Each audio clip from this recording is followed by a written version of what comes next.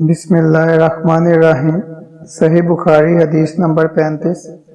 حضرت ابو ہریرہ رضی اللہ عنہ سے نقل کیا، وہ کہتے ہیں کہ رسول اللہ صلی اللہ علیہ وسلم نے فرمایا، جو شخص شب قدر ایمان کے ساتھ محض ثواب آخرت کے لیے ذکر و عبادت میں گزارے، اس کے گزشتہ گناہ بخش دیے جاتے ہیں۔